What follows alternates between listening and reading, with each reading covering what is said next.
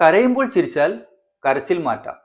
നിങ്ങളുടെ സങ്കടം മാറ്റാനുള്ള ഒരു സൂത്രപ്പണിയാണ് ഞാൻ ഈ പറഞ്ഞത്.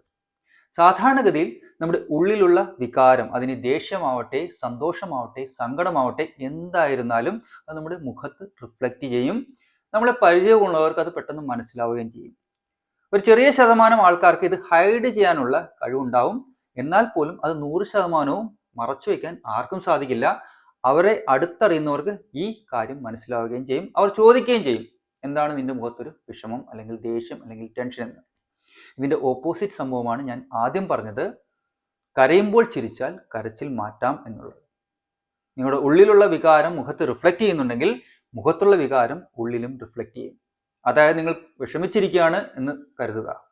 നിങ്ങൾ വെറുതെ ഒന്ന് പുഞ്ചിരിച്ചു നോക്കൂ.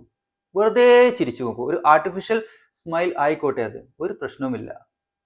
ആ പുഞ്ചിരി പതിയെ നിങ്ങളുടെ ഉള്ളിലേക്ക് പടരും. ഉള്ളിലും ഒരു കുളിർമ തോന്നും. അതോടൊപ്പം തന്നെ ആ പുഞ്ചിരിക്കൊരു കാരണം നിങ്ങളുടെ മനസ്സ് കണ്ടെത്തിക്കൊണ്ടുവരും. നിങ്ങൾ അതുവരെ തിരിച്ചറിയാത്ത ഒരു കാരണമായിരിക്കാം, അല്ലെങ്കിൽ നിങ്ങൾക്കറിയാവുന്ന, നിങ്ങൾ മറന്നുപോയ ഒരു റീസൺ ആയിരിക്കാം. അത് എന്തായിരുന്നാലും ഒരു റീസൺ മനസ്സ് കണ്ടെത്തും. ആരുടെയും ജീവിതത്തിൽ 100% വിഷമമോ 100% ദേഷ്യമോ ഒന്നും അല്ലല്ലോ. എല്ലാവരുടെ ജീവിതത്തിലും സന്തോഷിക്കാനും സങ്കടത്തിനുമുള്ള വകകളുണ്ട്. അപ്പോൾ സന്തോഷിക്കാനുള്ള വക മനസ്സ് തേടി പിടിച്ചു കൊണ്ടുവന്ന് നിങ്ങൾ മുന്നിൽ വെച്ച് തരും.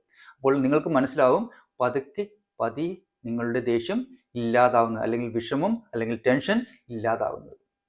ഇതൊന്ന് ശ്രമിച്ചു നോക്കുക. ശ്രമിച്ചാൽ ഇത് പൂർണ്ണമായിട്ട് നിങ്ങൾക്ക് നടപ്പിലാക്കാൻ പറ്റും. എപ്പോൾ വിഷമിച്ചിരുന്നാലും നിങ്ങൾക്കിത് ഉപയോഗിക്കുകയും ചെയ്യാം. അപ്പോൾ കരയുമ്പോൾ ചിരിച്ചാൽ കരച്ചിൽ മാറ്റാം.